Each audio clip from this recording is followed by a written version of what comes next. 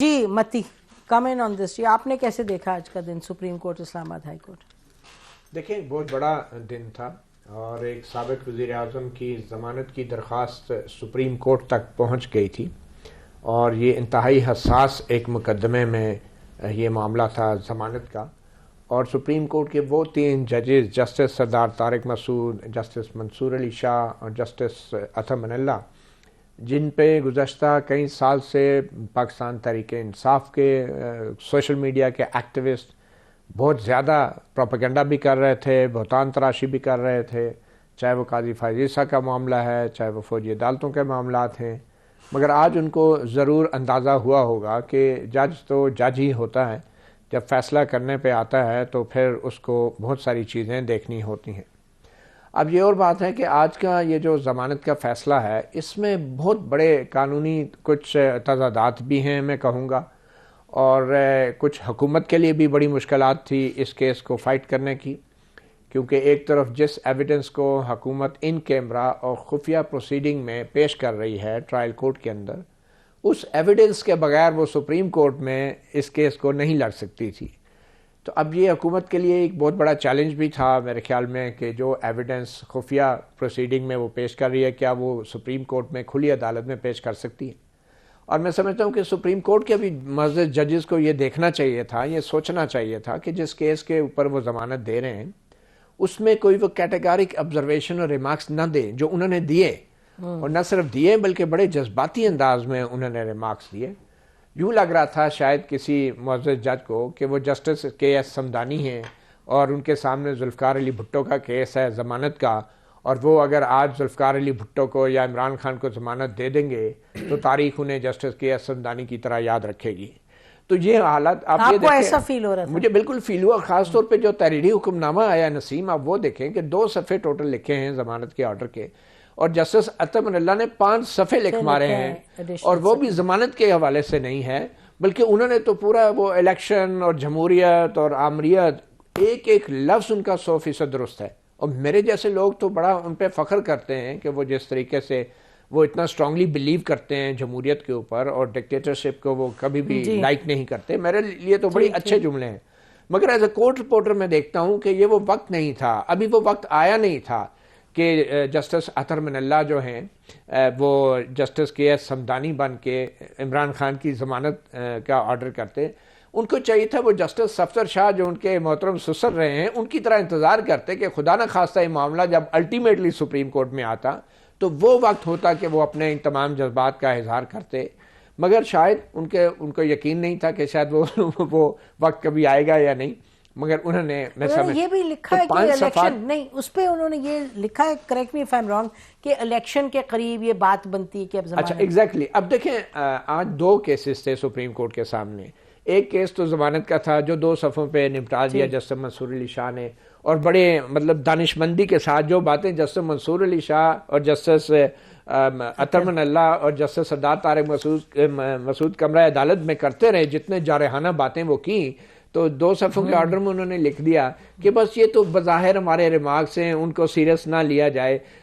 حالانکہ وہ جو ریمارکس ہوتے ہیں وہ 250 صفحات کی ججمنٹ ہے، میں سمجھتا ہوں جو ریمارکس ہیں ان کے جو میڈیا والے لکھ رہے تھے. اس کے بعد ٹرائل کورٹ کے کسی جج کو ہمت نہیں ہوگی اب یہ سائفر کیس آگے چلانے کی، چاہے وہ بند کمرے میں ہو چاہے وہ اوپن کورٹ میں. ویسے یہ تو بڑی عجب بات ہے، کیونکہ بہت جگہوں سے یہ رپورٹس آئی کہ چھینے گئے کاغذ.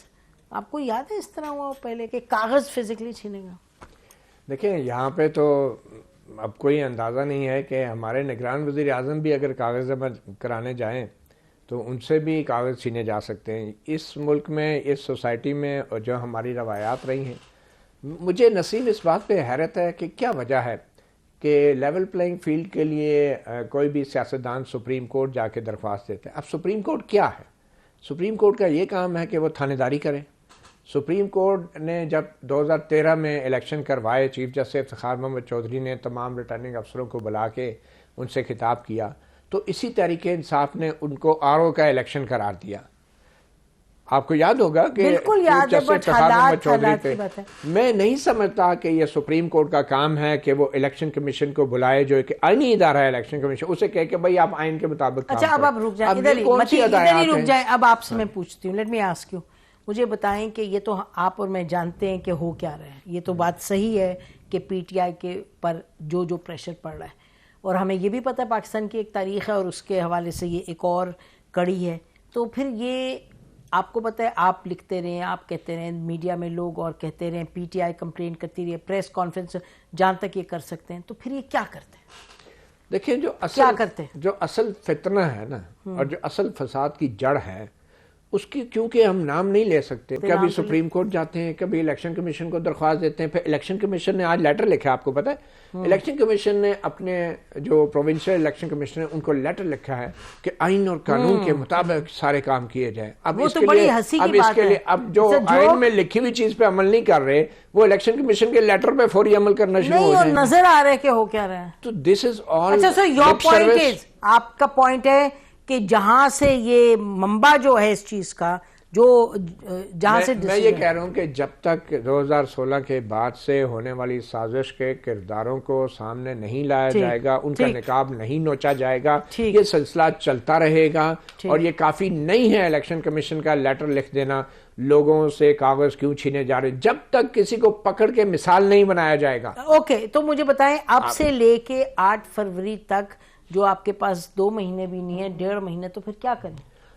پھر دیکھیں انہوں نے کرنا کیا ہوگا, وہی جو ڈسکا میں ہوا تھا. ہمارے الیکشن کمیشن نے ایک انکوائری شروع کی, نیم دلانہ انکوائری میں کہوں گا. سینئر پولیس افسران, ڈی ایم جی گروپ کے لوگ انوالو تھے, اس میں پی ٹی آئی کی لیڈرشپ انوالو تھی, نوٹوں کی گڈیاں باندھی گئی ڈی پی او کے سربراہی میں اجلاسوں میں. اس کے بعد کیا ہوا, لاہور ہائی کورٹ کے معزز ججز نے سٹے کر دی انکوائری, پولیس افسروں کو بچا لیا, ایک جج نے بچایا, پھر اس کے خلاف انٹرا کورٹ اپیل کی. الیکشن کمیشن نے بھی ایسی نیم دلانہ طریقے سے اپیلیں کی, اور انٹرا کورٹ اپیل میں لاہور ہائی کورٹ کے 2 ججوں نے وہ انکوائری ختم کر دی, اور پھر کہا گیا کہ یہ انکوائریاں متعلقہ محکموں میں ہوگی. ڈسکا میں جو واقعہ ہوا تھا نسیم, اگر اس کے اوپر 10-12 پولیس افسروں, ڈی ایم ٹی گروپس کے لوگوں کو لٹکا دیا جاتا, تو آج یہ کاغذ نہ چھینے جا رہے ہوتے ان سیاستدانوں سے. اور ڈسکا میں جنہوں نے کیا, آج انہی کے ساتھ وہی ہو رہا ہے. تو بات یہ ہے کہ ہم تو مثال بنانے پہ یقین ہی نہیں رکھتے نا. یہ ہمارا الیکشن کمیشن اس قابل نہیں ہے کہ یہ اس طریقے سے الیکشن کرا سکے جو کہ آئین کی منشا ہے. تیمور جلدی سے اس پہ کامنٹ دیں, کیونکہ پاشا صاحب سے بھی بات کرنی ہے. بڑی اسپیسیفک بات پہ میں کامنٹ چاہ رہی ہوں, کیونکہ یہ کہ متی کو آپ نے سن لیا کیا کہا کہ بھئی آپ جو کرتے ہیں جب ہوتا ہے اس وقت آپ ایگزامپل نہیں بناتے, اور پھر اسی لیے چیز ریپیٹ ہوتی ہے. نہیں, وہ بات ٹھیک ہے, انڈیویجول ایونٹس پہ یا انڈیویجول ایونٹس پہ جو ہے وہ پوائنٹ آف ویو فرق ہو سکتا ہے, لیکن ہمارے وقت میں غلط ہوا ہے تو کیوں نہیں, بالکل وہاں سے ایگزامپل لیں, اس سے پہلے سے لیں, لیکن کہیں سے شروع کر. میرے خیال میں سب سے ضروری پریزنٹ ہے اور پھر ماضی میں جانا.